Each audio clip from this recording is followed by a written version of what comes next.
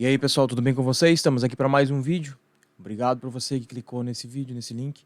Se você puder, compartilha, curte, comenta. Se não for inscrito no canal, se inscreve no canal, ativa o sininho das notificações para você ficar por dentro de tudo que nós estamos produzindo aqui. Bom, o tema de hoje é um novo nascimento. Você já parou para pensar o que significa isso, um novo nascimento? Algumas pessoas perguntam, né, o que é um novo nascimento, como proceder, o que eu devo fazer, como que eu entendo, como que eu posso procurar entender. Eu quero ler um texto que está em João 3, uma conversa de Jesus com Nicodemos, que era um fariseu. João 3, capítulo 3, versículo 1 diz assim: E havia entre os fariseus um homem chamado Nicodemos, príncipe dos judeus. Este foi ter de noite com Jesus e disse-lhe: Rabi, bem sabemos que és mestre vindo de Deus, porque ninguém pode fazer estes sinais que tu fazes se Deus não for com ele. Jesus respondeu e disse-lhe: na verdade te digo que aquele que não nascer de novo não pode ver o reino de Deus. Disse-lhe Nicodemos: Como pode um homem nascer sendo velho? Pode porventura tornar a entrar no ventre de sua mãe e nascer? E Jesus respondeu: na verdade te digo que aquele que não nascer da água e do espírito não pode entrar no reino de Deus. O que é nascido da carne é carne, o que é nascido do espírito é espírito. Não te maravilhes de ter dito: necessário vos é nascer de novo. O vento assopra onde quer e ouve a sua voz, mas não sabes de onde vem, nem para onde vai. Assim é todo aquele que é nascido do Espírito. O novo nascimento, algo necessário para todos nós, né? Nos entregarmos ao Senhor, deixar o Senhor mudar a nossa história, a nossa vida.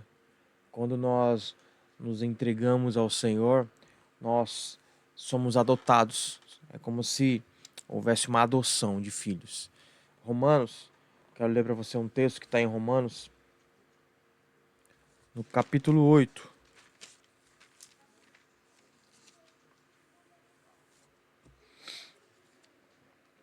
Romanos 8, versículo 6, diz assim: Porque a inclinação da carne é morte, mas a inclinação do espírito é vida e paz.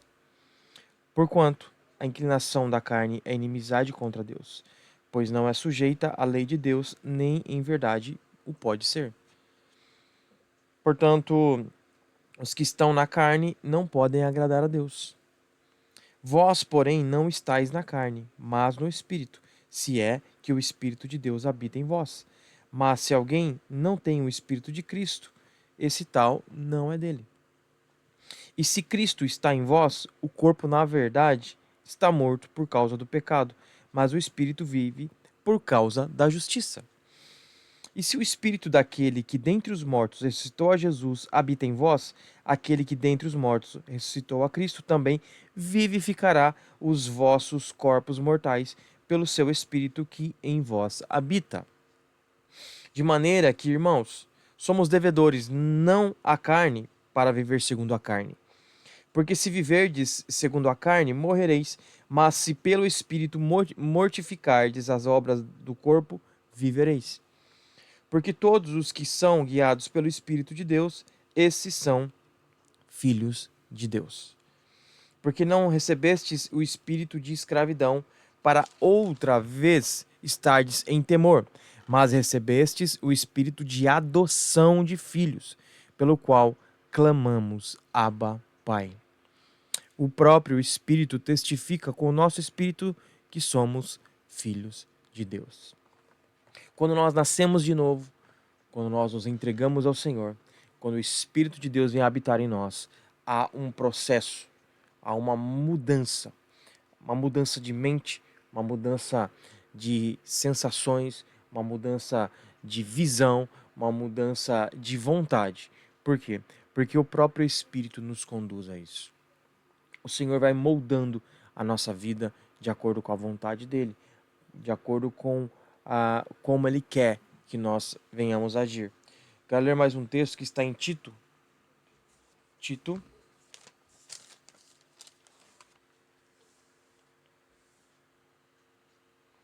capítulo 3 de Tito, versículo 1, diz assim: Admoesta-os a que se sujeitem aos principados e autoridades, que lhes obedeçam e estejam preparados para toda boa obra. Que a ninguém infamem, nem sejam contenciosos, mas modestos, mostrando toda a mansidão para com todos os homens. Porque também nós éramos noutro tempo insensatos, desobedientes, extraviados, sendo a várias concupiscências e deleites, vivendo em malícia e em inveja, odiosos, odiando-nos uns aos outros. Mas, quando apareceu a benignidade e amor de Deus, nosso Salvador, para com os homens, não pelas obras de justiça que houvéssemos feito, mas segundo a sua misericórdia, nos salvou pela lavagem da regeneração e da renovação do Espírito. Nós fomos renovados quando nós nascemos de novo. Nós, pelo Espírito de Deus, nós fomos transformados segundo a vontade do Senhor, aquilo que Ele tem para nós. Nós precisamos passar por esse processo. Por isso que muitos que iniciam a caminhada no cristianismo e não deixam isso acontecer, não conseguem entender a mudança. Não conseguem entender como alguém que tinha determinadas práticas deixa aquilo e passa a dedicar a sua vida ao Senhor. É de extrema importância nós deixarmos o Senhor trabalhar em nossa vida. O novo nascimento é importante. Ezequiel, capítulo 36.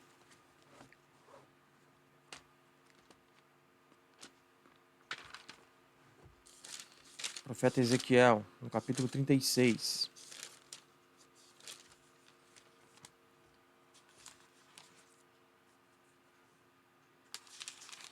Ezequiel 36. Eu vou ler a partir do versículo 26 até o 30.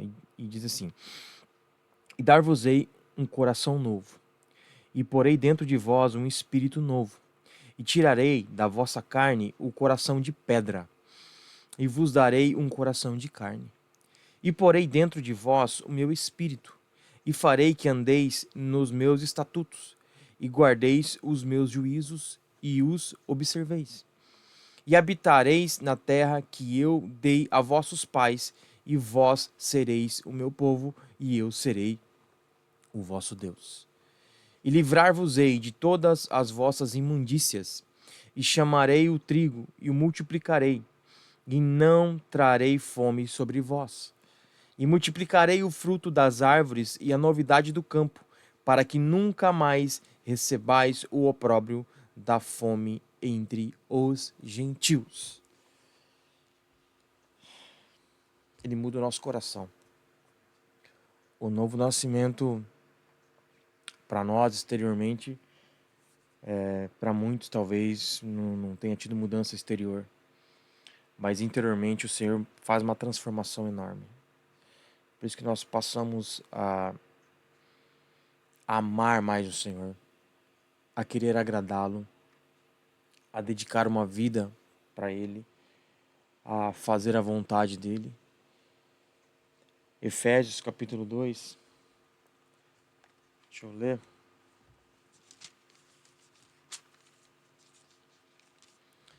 Vou ler a partir do versículo 1 até o 5, diz assim: E vos vivificou, estando vós mortos em ofensas e pecados, em que noutro tempo andastes segundo o curso deste mundo, segundo o príncipe das potestades do ar, do espírito que agora opera nos filhos da desobediência, entre os quais todos nós também antes andávamos, nos desejos da nossa carne, fazendo a vontade da carne e dos pensamentos. E éramos, por natureza, filhos da ira, como os outros também. Mas Deus, que é riquíssimo em misericórdia, pelo seu muito amor com que nos amou, estando nós ainda mortos em nossas ofensas, nos vivificou juntamente com Cristo. Pela graça sois salvos. Andávamos numa vida de pecado, de injustiça, mas o Senhor nos transforma a nossa existência. Faz a nossa vida ter sentido. Quando andávamos desgarrados, perdidos, às vezes, como a palavra de Deus diz, correndo atrás do vento, tentando, sabe, substituir o vazio que existe dentro de cada ser humano com coisas, pessoas, momentos, viagens. Mas quando nós entendemos que é somente o Senhor que pode preencher esse vazio, tudo muda em nossa vida. Tudo muda. Mateus capítulo 19. Mateus capítulo 19. Versículo 28 diz assim: E Jesus disse-lhes: Em verdade vos digo que vós que me seguistes quando na regeneração o Filho do Homem se assentar no trono da sua glória, também vos assentareis sobre 12 tronos para julgar as 12 tribos de Israel. Aqui o Senhor está falando sobre a herança da vida eterna. Nós aguardamos esse momento. O momento de nós desfrutarmos de tudo que o Senhor estabelece, né, para aqueles que nasceram de novo. É fato que precisamos nascer de novo. Deixar que o Espírito Santo age em nossas vidas. Deixar que Deus trabalhe na nossa teimosia, na nossa arrogância. Precisamos nos humilhar diante da potente mão do Senhor. Romanos capítulo 5, eu vou ler do versículo 1 até o 9, diz assim: Tendo sido, pois, justificados pela fé, temos paz com Deus, por nosso Senhor Jesus Cristo, pelo qual também temos entrada pela fé a esta graça, na qual estamos firmes e nos gloriamos, na esperança da glória de Deus.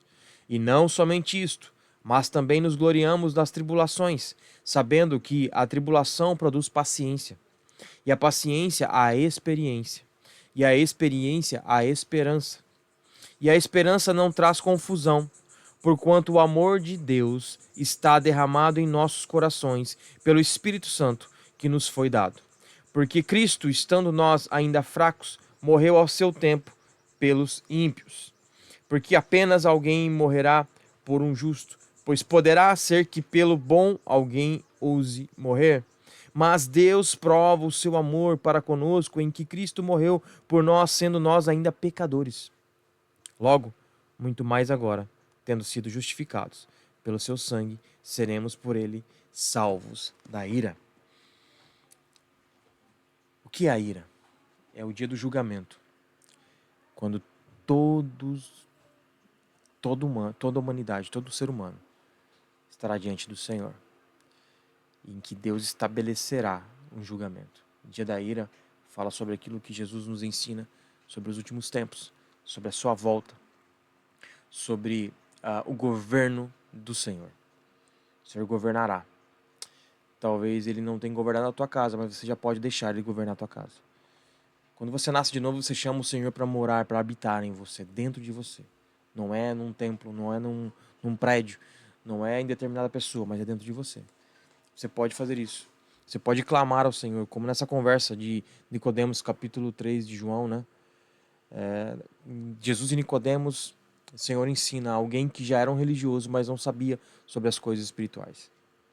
Ele não tinha a compreensão da necessidade do novo nascimento.